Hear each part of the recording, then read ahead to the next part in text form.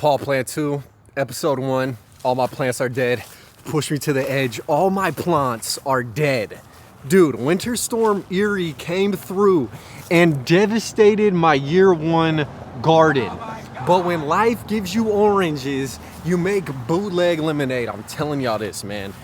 Look, my Huechera absolutely obliterated. Thai plants gone. Even my native coral honeysuckle just got straight ravaged.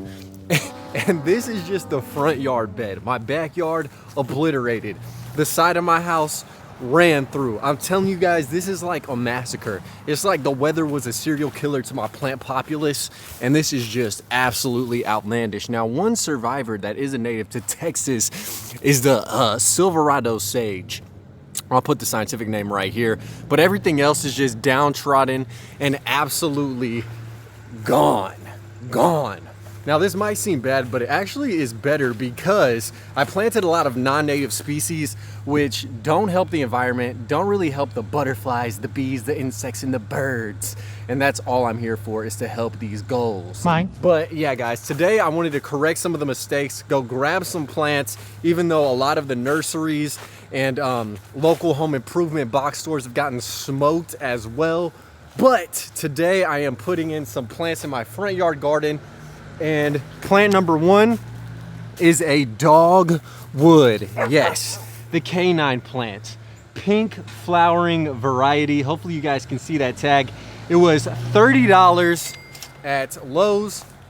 And I want to put it in the ground and start creating a beautiful shade garden that can actually be beneficial to the environment, to these other homies in the little animal kingdom, and to really help elevate my landscape overall. So it looks good and it serves a purpose. So without further ado, let's get some things in the ground and maybe I'll show you guys even more destruction. Plant 2, episode 1, my plants are dead. Damn. All right, my children. So again, plant number 1, canine wood, that dogwood. I'm gonna put it right here underneath the shade of this oak tree. It's gonna be a nice understory canopy tree. So that way a lot of birds can utilize it. I can even hear these birds just fiending. They're hungry. They need some sustenance, and this will definitely do the trick. Let's go ahead and get it in the ground. And it's deciduous, so that way if it freezes again, it will survive. All right, my guys, time to drop some fact bombs about the dogwood. They are called the Cornus Florida. It is a moderately growing tree, not too big, not too small, Goldilocks zone, and it is native to North America and northern Mexico. So this is the range, not quite in my area, but it's close enough, daddy. Houston, Texas, you got yourself a dogwood. Berries that help the birds, beautiful flowers that help my eyes. So it's the best of both worlds. Let's get them in there. Let's get them in. Damn, this thing is root bound. Holy shit. This thing is root bound as hell. And I don't want these roots to be spiraling. So I'm gonna cut it and then throw it in. All right, that should be good enough. So now that the roots are cut, I just loosened them with these little fingers, my dedos, and then I threw it in the hole. Now again, this dude will probably be about 16 feet high and pretty much that wide, if not wider, in about 5 years or so. So it is a small tree, and they usually grow along the forest edge. So again, they need some light, not too much, just enough morning light to keep the leaves from being overly moist and getting mildewy. Now evidently this tree got some vulnerabilities, so we'll see what happens first year of gardening, but I figured I'd give it a try, daddy. Dogwood is done, daddy. Yeah. Oh yeah, look at this. Here we are, baby. The white dogwood, the Caucasian dogwood. And this one is like a two-headed snake, bruh. It's like a Siamese twin conjoined at the neck. Look at the trunk, it splits into 2 branches, which I really like the way that looks. It's just super cool. Again, $30. And look at the show it's gonna put on, my guy. Look at the show. That looks like fire, man. Looks like hot Cheeto dust. That's perfect. I'm gonna grab this dude. $30, man. Oh, guys, check out the delicious description. We might have to get a bonus planting in. You have the plum pudding coral bells, and these go up to -40 degrees.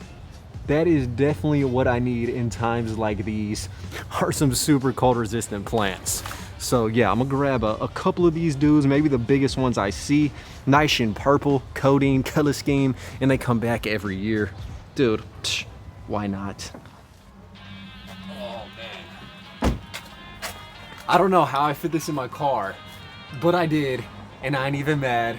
Let's get dogwood number 2 in the ground. All right, welcome to my backyard. As you guys can see, there's more cold disruption and death. My elephant ear, which was potted up, is gone, but it's all good though, bruh.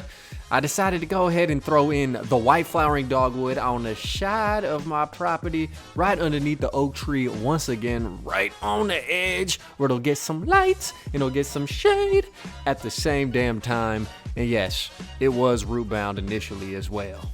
All right, guys, so there it is. Boom. So dogwood in the ground. You got a beauty berry right in front of it that looks like just a big old pile of sticks.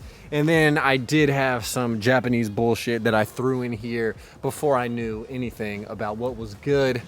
But yeah, avocado tree absolutely destroyed behind me. I can't wait for these native species to fill up and actually grow.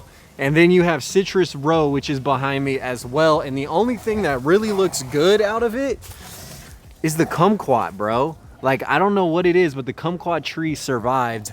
And the other citrus looks like they've been smoked. So yeah, in a nutshell, I want the garden to be nothing but native species and then species that I can eat off of and enjoy in my mouth.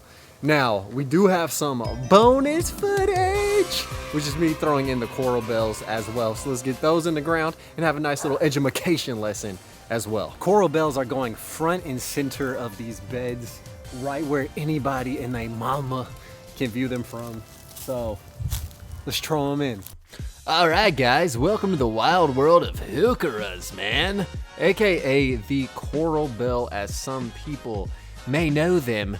Now, these puppies are native to North America, natives only. Y'all know what time it is, and they have been cultivated in a variety of colors, from yellows all the way to deep purples. And Native American people actually medicinally use these to treat swollen testicles in the event that they contracted syphilis. Obviously why I'm planting them. But they look beautiful, dude. Hell yeah. Huechera. And all right, guys, there it is. You got the coral bells in the ground. You have 2 dogwoods in 2 different color schemes in the ground. And shockingly, one thing that did survive and kind of thrive through all of this freezingness, that's a word now, are my Illiciums right here, bro. And it's crazy these dudes survived. Actually, it's not crazy because they are native to like Louisiana, which is close nearby, but I added these dudes in the ground, and when you rip up the leaves, they smell like licorice. So I guess we're gonna add some bonus footage, and I'll show you guys me throwing these dudes in the ground, and they survived wondrously, and they still look so good, and I'm extremely pleased with that aspect.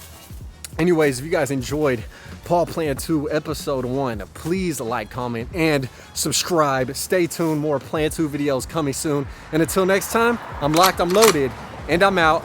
Peace!